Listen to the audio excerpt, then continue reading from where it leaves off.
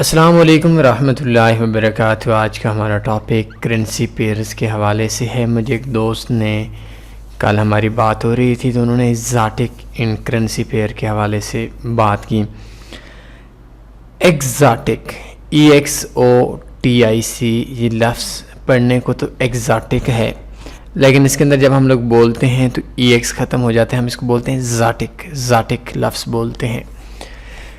Forex trading में currency pairs को 3 हिस्सों में डिवाइड किया गया है, 3 हिस्सों में तकसीम किया गया है। सबसे पहले मेजर पेयर्स होते हैं, फिर माइनर पेयर्स होते हैं और तीसरे नंबर पे एग्ज़ाटिक करेंसी पेयर्स होते हैं।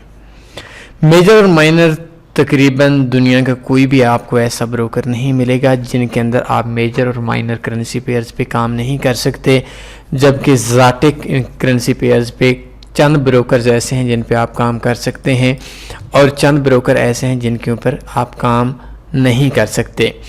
वैसे तो एग्ज़ाटिक करेंसी पेयर हमारा इतना टॉपिक नहीं है, लेकिन आज के इस ट्यूटोरियल के अंदर मैंने आपको एग्ज़ाटिक करेंसी पेयर्स के बारे में बताना भी है। शायद पाकिस्तान के अंदर, इंडिया के अंदर, एशिया के अंदर या दुनिया के अंदर 1000 में से 2 या 3 ट्रेड एग्ज़ाटिक करेंसी पेयर्स पे लगती हों। सब लोगों को पता है एग्ज़ाटिक करेंसी पेयर पे ट्रेड नहीं करनी, लेकिन कुछ लोग ऐसे भी दुनिया में आपको मिलेंगे बहुत कम, लेकिन वो लोग एग्ज़ाटिक करेंसी पेयर पे काम करते हैं। और इस ट्यूटोरियल के एंड के ऊपर हम आप लोगों को बताएंगे कि क्या आपको एग्ज़ाटिक करेंसी पेयर के ऊपर काम करना चाहिए या नहीं करना चाहिए, कौन से करेंसी पेयर आप लोगों के लिए ट्रेडिंग के हवाले से बेस्ट हो सकते हैं, major currency pair, minor currency pair या एग्ज़ाटिक करेंसी पेयर। जब हम लोग मेजर को बढ़ते हैं, मेजर का मतलब होता है बड़े करेंसी पेयर, माइनर का मतलब होता है मामूली करेंसी पेयर और एग्ज़ाटिक का मतलब होता है गैर मुल्की करेंसी पेयर। अगर हम इन अल्फाज के ऊपर गौर करें तो हमारे पास ये 3 अल्फाज मिलेंगे। एग्ज़ाटिक का मतलब होता है गैर मुल्की, माइनर का मतलब होता है मामूली करेंसी पेयर्स। एग्ज़ाटिक गैर मुल्की और माइनर का मतलब है मामूली। हम जो भी आप कोई भी ब्रोकर ओपन करें, जिस ब्रोकर के ऊपर आप काम करते हैं, मेरे सामने इस टाइम पे एक IFX इंस्टाफॉरेक्स का एक अकाउंट है, तो उसके अंदर वैसे हमारे पास 8 करेंसीज होती हैं जो हम लोग ट्रेडिंग में चूज़ करते हैं, जिनके अंदर USD है, CHF है, GBP है, EUR है, JPY है, CAD है, AUD है और इसके बाद NZD है। इन करेंसी पेयर्स का आपस के अंदर अगर हम कहें तो तकरीबन 28 या 27 8 पेयर हैं, 8, 7, 6, 5, 4, ये तकरीबन 30 से कम हमारे पास पेयर्स टोटल के अंदर बनते हैं। और अगर हम मेजर करेंसी पेयर देखें तो इन 8 करेंसीज में से जिसके साथ USD लगता है उसको हम मेजर करेंसी पेयर बोलते हैं।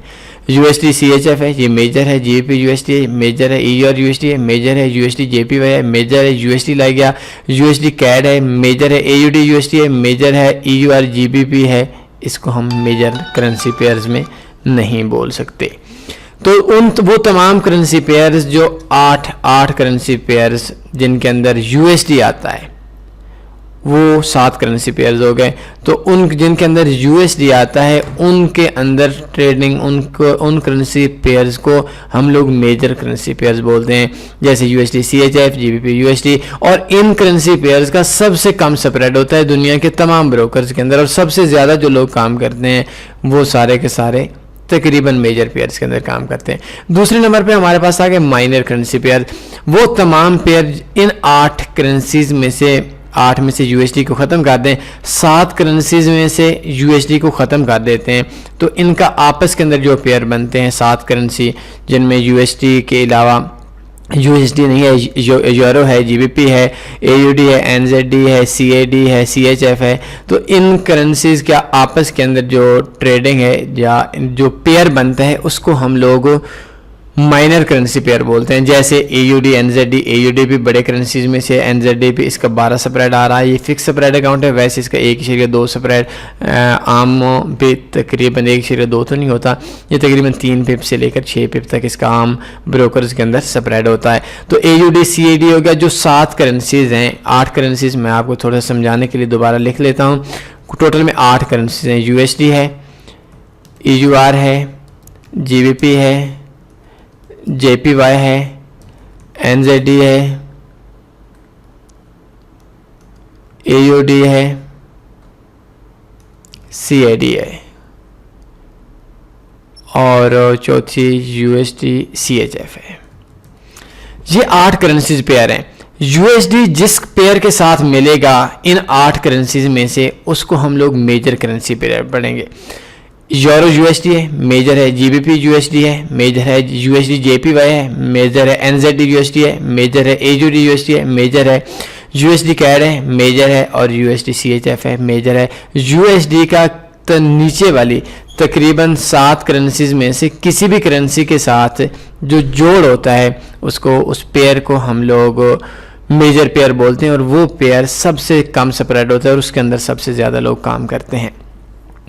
दूसरे नंबर पे हमारे पास आ गया minor currency pair. Minor currency pair में USD खत्म कर देते हैं, 7 पेयर आ जाते हैं। इन 7 पेयर्स के अंदर आप लोगों का EUR CHF हो गया, EUR GBP हो गया, EUR JPY हो गया, EUR NZD हो गया, NZD JPY हो गया।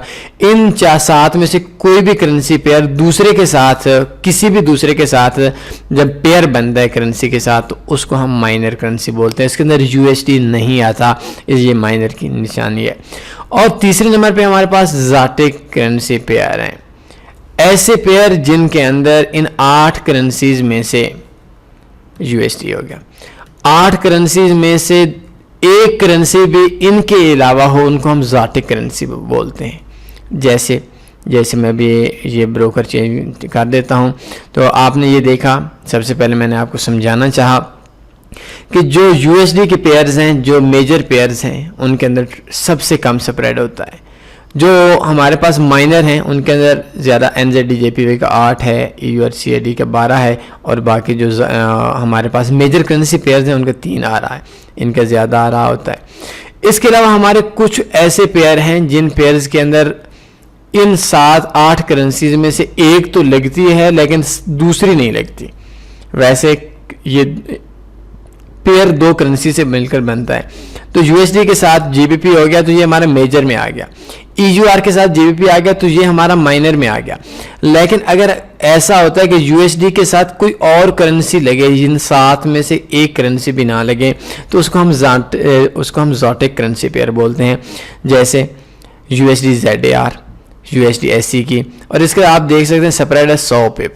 USD NOK, अगर हम इसका 0.01 की ट्रेड ले लेते हैं, हम बाई कर लेते हैं, तो इसका अंदर स्प्रेड बहुत ज़्यादा होता है और इसके अंदर जो काम बड़ा मुश्किल हो जाए। ये 0.11 हो गया। ये जो हमारा साइज़ है, ये जो ब्रोकर है, इसकी लाट साइज़ माइक्रो है। मतलब यूरो USD के ऊपर आप लोग अगर एक स्टैंडर्ड लाट लगाएंगे, इसकी जो एक लाट होगी वो इसकी 10 लाटें एक स्टैंडर्ड लाट की इक्वल होंगी। वैसे तो एक स्टैंडर्ड लाट पे यूरो USD की पेयर पे एक पिप पे $10 का प्रॉफिट या लॉस होगा, लेकिन इस ब्रोकर के अंदर जो लाट साइज है वो माइक्रो है। तो माइक्रो लाट के अंदर हमारे पास जो एक पिप है उस पे एक लाट, इस ब्रोकर की $1 का प्रॉफिट, $1 का लॉस आएगा। तो अगर हम 0.01 की इसके ऊपर लगाते हैं तो इसका मतलब है कि हम 0.10 की स्टैंडर्ड लाट के हिसाब से लगाते हैं, और इसकी जो एक स्टैंडर्ड लाट है वो 0.10 की इक्वल होती है। तो इसका मतलब है $11 हमें 0.10 के ऊपर कट गए और हमारा तकरीबन $100 एक स्टैंडर्ड लाट के ऊपर हमारी कटौती होती है।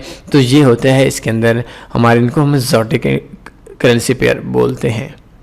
और ये एक दिन के अंदर बहुत ज़्यादा मार्केट की मूवमेंट चली जाती है, बहुत ज़्यादा मार्केट की मूवमेंट चली जाती है। और आई थिंक ये जो ज़ाटिक करेंसी पेयर हैं, ये करेंसी पेयर के ऊपर काम करना बहुत ज़्यादा डेंजरस हो जाता है। ज़ाटिक के आसान लफ्ज़ कि इन 8 पेयर्स में से एक करेंसी तो हो, दूसरी करेंसी इन 8 में से ना हो, उनको हम ज़ाटिक करेंसी पेयर बोलते हैं। और ऐसा करेंसी पेयर जिनमें USD लाजमी हो और अगली करेंसी इन 7 में से हो, उसको हम मेजर करेंसी बोलते हैं।